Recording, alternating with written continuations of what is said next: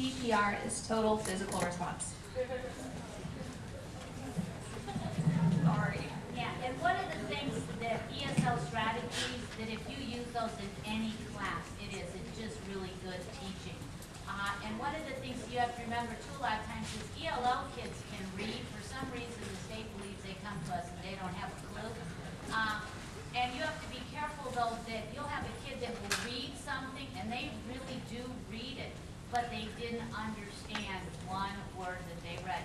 So it's a good strategy to use to say, okay, now tell me in your words, summarize it, or how did you understand it?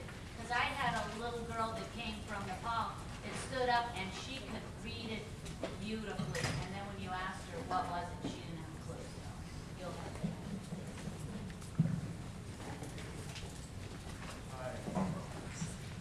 Hi, my name is Miguel Avendaño. I'm majoring in art education with a proficiency in ceramics. I actually graduated from Alhambra 3 years ago, and my sister taught at Herrera for a couple years. She taught kindergarten. My question is more for the principals and coaches. We studied the Flores case, and we know that the verdict is still out on the dollar amount needed to teach ELLs. So I have a two-part question. How has funding and resources affected teaching ELLs in your school, and what effective alternatives have you found when your budget falls short?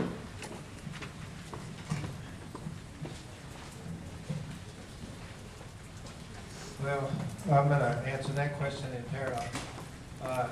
Number one, you form an intention, and then you do it. Number two, we have been impacted. Well, actually, we haven't been impacted because we haven't seen any money of significance. And in the Flores case, it's interesting how many times the court has ordered the state what to do, and they get to say whatever. And that's been compounded with 2064 because if parents withdraw their child from the language program, according to the state, they don't any longer exist. And you get no more funding for the English language weight. So it's kind of scary because if you look at their documents online, it'll be paraphrased, but it essentially says, if you choose to withdraw your child from this 4-hour block, it's your problem. You got to teach them. And we're not going to fund them anymore. They can't do tutoring. They can't get extra help unless it's in that 4-hour model and you don't withdraw. So on the one hand, there's not very much funding. There is weighted funding for kids that are in the program. It's much under what Flores mandated. And number two, for example, when we started our program, we had Title VII grants. So we used some money to start up, and since then we haven't had a dime to the dual language program. It's been intense, and their M&O is very improved. I'll just piggyback on what he's saying. In terms of funding for our program, we have a number of funding sources. Our school is a school that's part of a desegregation mandate, so we have desegregation funding. We have the regular maintenance and operations funding that all schools have. There was compensatory education funding for after-school tutoring for students in the ELD program, but that funding was stopped this year. We were told that there's no more funding for after-school tutoring programs. And then, of course, we have our Title I programs. The M&O, the DSEG, and the Title I program, that's the money that we have. And that money has been used or reallocated to accommodate the requirements for the ELD program. And when I say requirements, there are class size requirements that one has to meet. For instance, with kindergarten, you can't schedule those students with any other students. So, I mean, we could have a kindergarten class with as few as 8 to 10 students, which then increases the class sizes in the other kindergarten classrooms because you can't schedule students, any other students with that class. So I would say that money that we used for other programs, for other activities, for other school purposes has been reallocated to accommodate the requirements for the ELD program.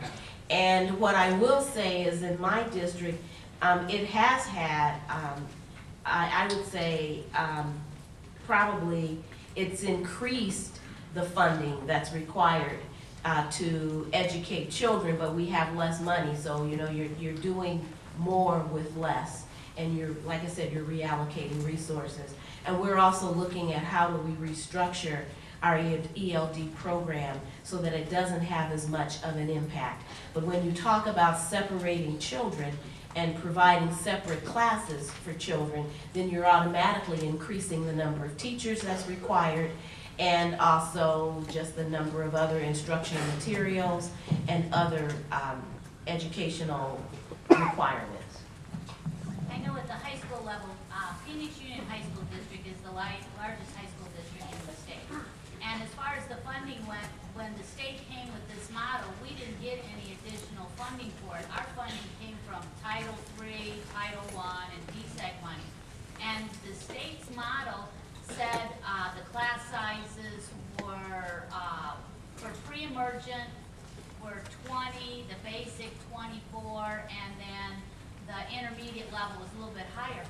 But we originally had class load set for the pre-emergent at 16 and the basic, so we were under the state model anyway. So when the state came in with this, their funding didn't make any difference. We were already had a good program and we're spending money for our ESL students.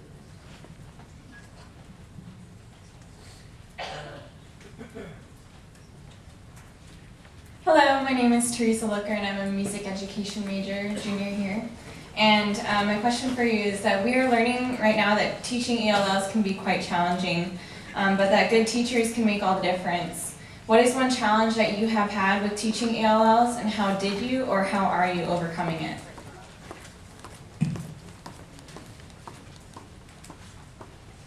Well, one challenge I think historically I've seen even when I was teaching a bilingual program, and especially now in the current climate, is seeing students even at a very young age, even at preschool level, become alienated from their own culture and their language because they recognize really quickly the language of power, which in the current time and the current state is English. And some of them, not all of them, but there's always a percentage of students who decide or who think they have to make a decision, an either or. I have to either be, you know, this stereotypical American and only speak English, which means I have to deny where I come from, or I'm going to disenfranchise myself from the academic institution altogether and drop out or not do well, but maintain my integrity as who I am, where I come from.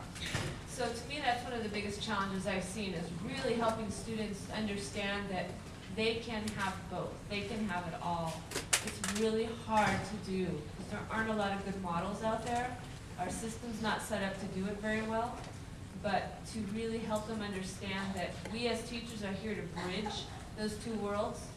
And like Ms. Gonzalez said, we're here to be the bridge between the two worlds. We're here to help them look at the different registers that they can move within and empower them to say, hey, you can be informal, you can also be academic. You're not losing anything by doing both. You're gaining more opportunities. So that's the challenge. To overcome it, one of the biggest things I think I can do is just come to something like this and speak to you, teach courses, talk to teachers, and I have to constantly remind teachers that I work with. There's nothing in this current state law or anywhere that says that you cannot speak to a child in their native language or that they cannot speak their native language. And to remind people, it doesn't mean that you cannot have, you know, materials in other languages. There's certain things you do have to adhere to, but don't let a law or a mandate take away your ability to be the best teacher that you can be.